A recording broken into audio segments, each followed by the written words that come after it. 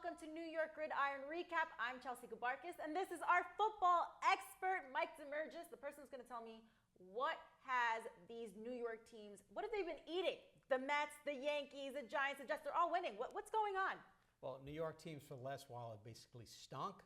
The Yankees look like they're taking care of business in the American League, and the Mets are fighting for a wild card in the National League. Meanwhile, the Giants are playing for their season, which looked bleak until this past Sunday in Cleveland.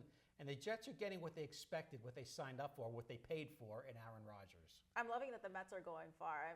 I'm from Queens. I think it's something in the water. It's like they say the best pizza's in New York. It's because of the water. All right, well, Mike, let's start off with the Giants. I mean, they haven't been doing the greatest. They're 1-2, but they did win their last game against the Browns 21-15.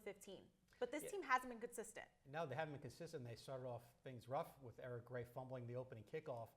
And then right away, Giant fans are like, all right, turning the TV off after the first quarter. I've seen enough. This is the norm. Deshaun Watson here looks down the left sideline, finds Amari Cooper, touchdown.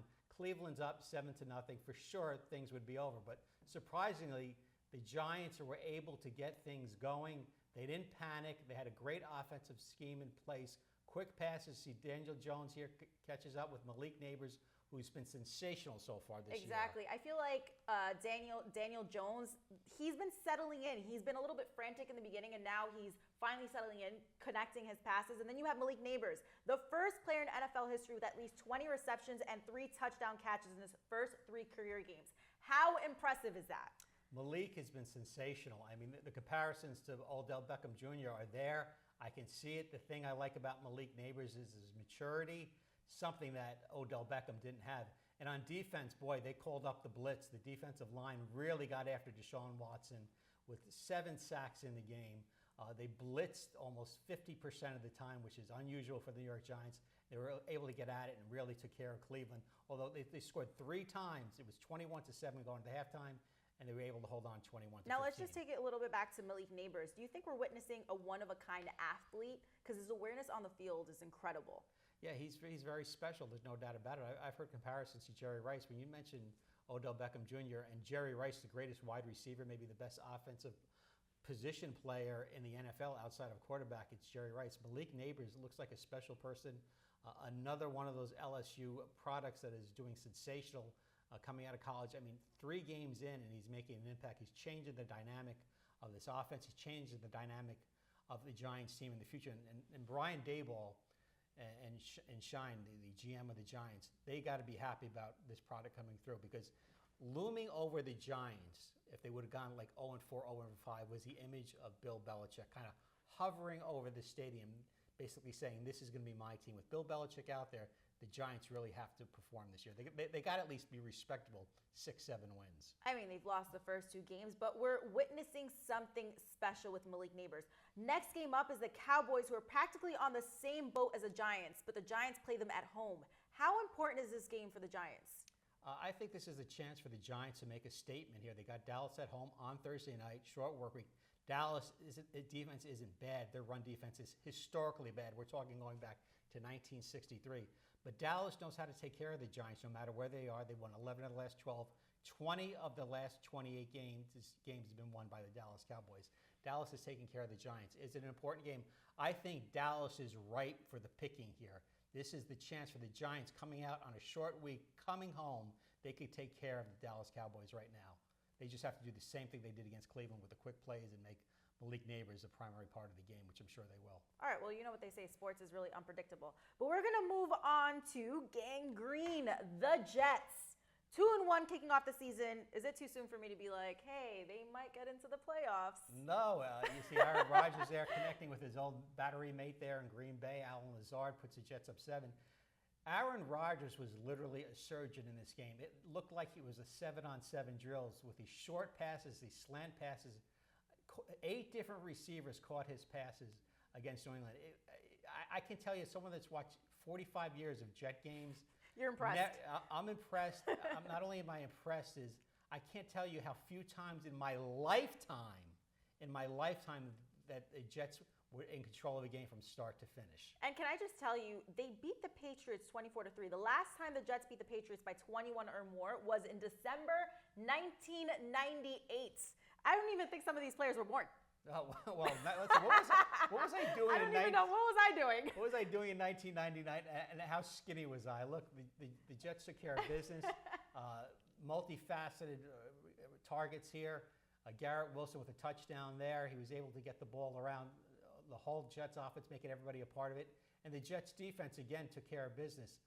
Doing it differently this year, though, the Jets defense, doing it with a pass rush in the blitz. Last year, they only blitzed 14% of the time.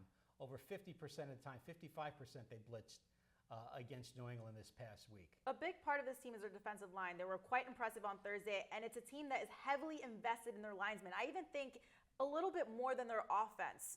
What makes them so special? Who came up with this strategy? Well, they had no choice to do it because of they had injuries to the defense. C.J. Mosley out, Johnson was out, so they had to come out with a pass rush. The Jets, again, traditionally, 16% of the time they rushed the ball, blitzed the opposing offenses last year. They had to do something. They couldn't sit back.